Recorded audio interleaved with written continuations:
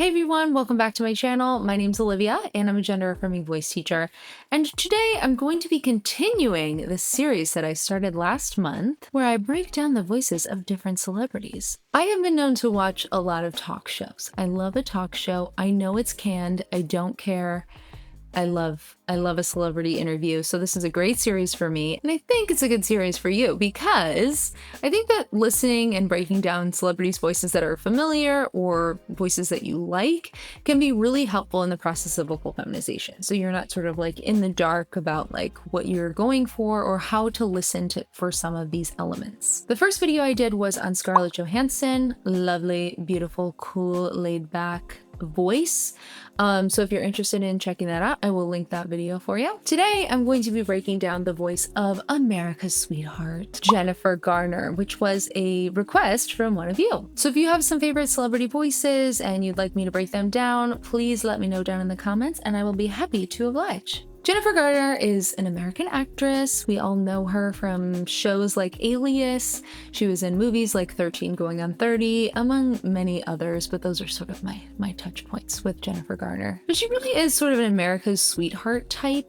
And obviously that has to do with, probably with her look. She just has kind of a sweet look about her, but also to do with her voice as well. She was also married to Ben Affleck, so technically she was a part of a Bennifer, not the Bennifer, we know. And for the record, I'm very sad that Ben Affleck and J.Lo didn't work the second time around. Truly, I'm sad for them. But, they're on their own paths. Anyway, today we are going to be listening to Jennifer Garner's quickest possible beauty routine on Vogue's YouTube channel. So again, my aim with this series is really to help you open your ears to the different elements in voices, so how we can sort of pick apart what we're hearing. This isn't a super scientific way to go about things. I am going to be using a program called Pratt to analyze her pitch, but other than that, I'm just going to be using my ears and sort of how I'm perceiving her voice based on the different elements, because I think that using your ears is one of the greatest tools that you have. So we are going to be listening for 4 different elements. We're going to listen for vocal fry, that kind of sound. So you might hear somebody like Kim Kardashian using a lot of vocal fry. And you hear that oftentimes at the ends of sentences. And the reason I want you to listen for this is because sometimes it can be an indication that you are not using enough breath flow.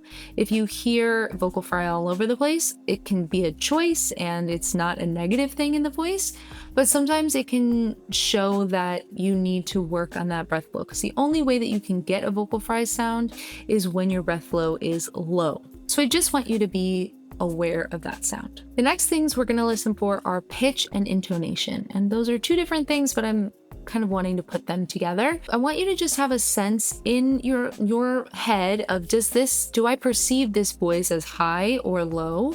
And do I perceive this as moving up and down a lot or no?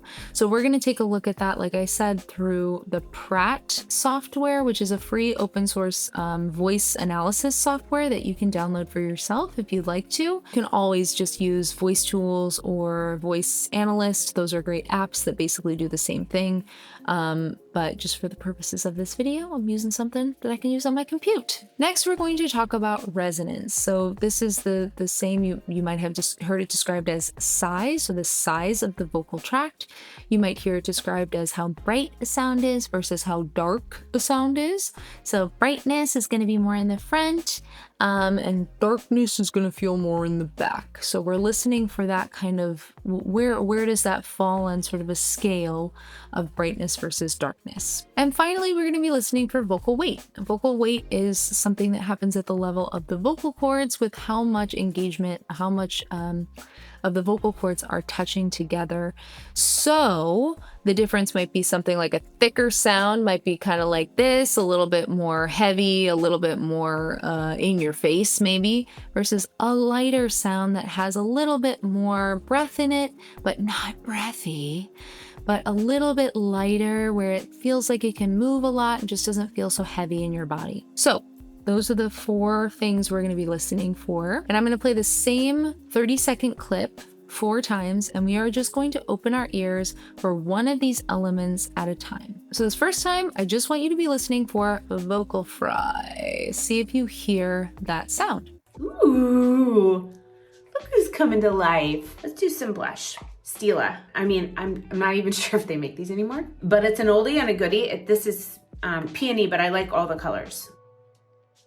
I think blush is supposed to go under the end of your eye here. I'm liberal with blush, because why not? It's my face.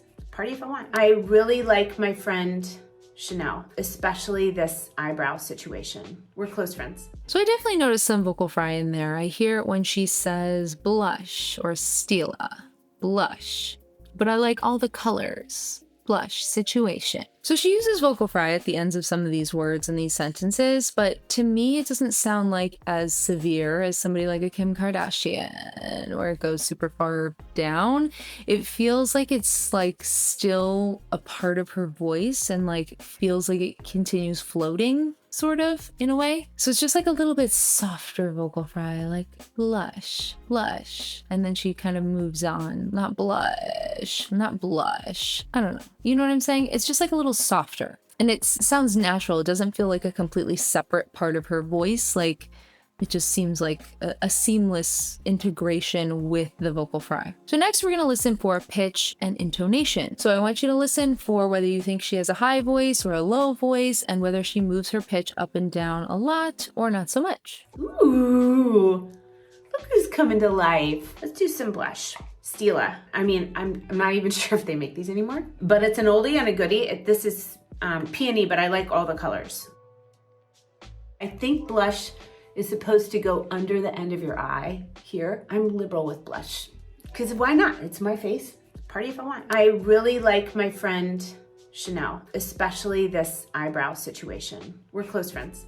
Okay, so if we just take a look at the start of this clip, where she starts, ooh, look who's coming to life. She says that at the start.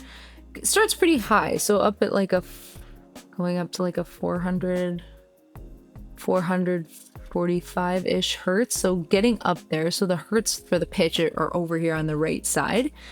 And then if we take a look at her lows, looks like she comes down to about like a 150, and 150 is probably the lowest on the low end of where she goes. Looks like there's some that come down a little lower. Like, where do we see that? A little lower here. I don't know what all this is. I mean, I'm gonna guess that that's just like kind of some vocal fry stuff. It could be some background noise. But in general, if we kind of take an average, I would say, like, just guessing, just kind of looking here, I would say that like 180-ish range is kind of where she's comfortable, where she sits typically. So going from like 150 on the low end, an E flat or E flat 3 or E3, up to, like 280, 325 there. So it's a good amount of movement, definitely, but if I had to guess, I would say that she's probably a soprano voice.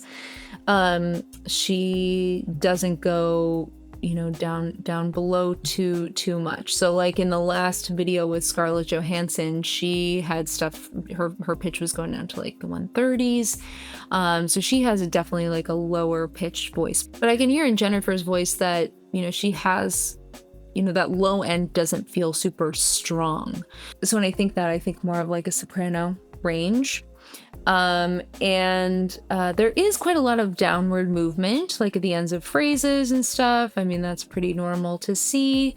So it's kind of interesting to take a look at the pitch. So not super low and a good amount of movement. So there are kind of these like pops up in inflection, which I feel like her voice is kind of like this sort of peppy, enthusiastic, girl next door kind of, I love whatever, I'm happy. She just seems happy. Kind of a positive vibe that I get from her intonation patterns, which is interesting too.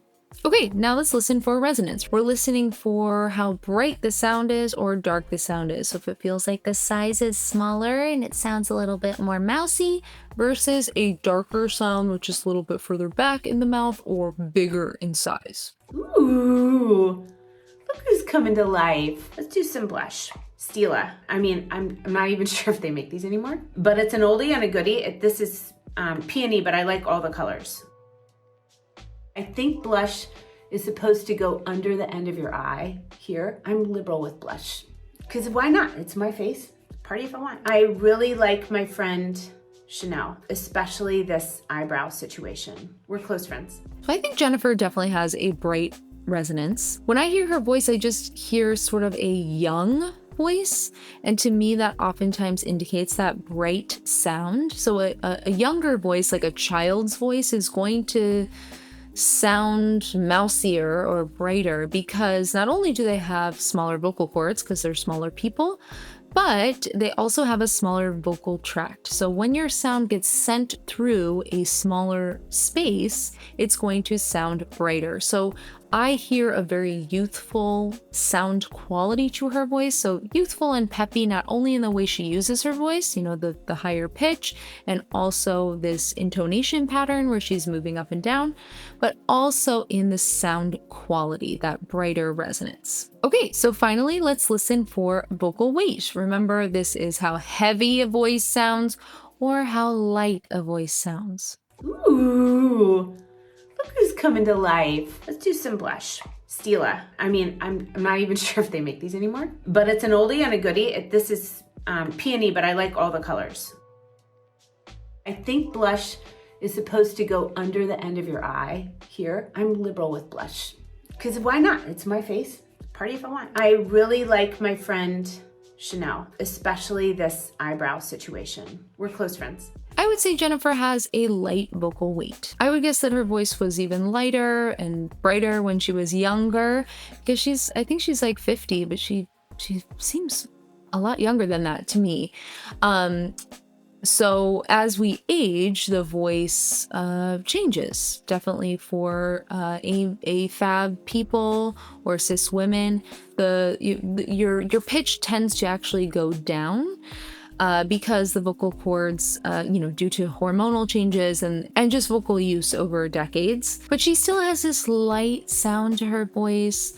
It sounds like a healthy voice, and she's not overly pushing her voice. So to me, she just doesn't have kind of a booming sound quality or a heavy sound. It's just kind of light and floaty, and definitely a feminine voice. Overall, I feel she has a lovely, friendly voice. So I hope this was fun and interesting for you. I would love to hear what you think about her voice, and if you agree with me, if you disagree with me, if you like her voice, dislike her voice, anything you'd like to share, I'd love to hear from you. Don't forget to write down in the comments if you've got some suggestions for me, because I'd love to do more of these videos in the future. Don't forget to like this video and subscribe to my channel. It really helps me out. Thank you so much for watching, and I will see you in the next video.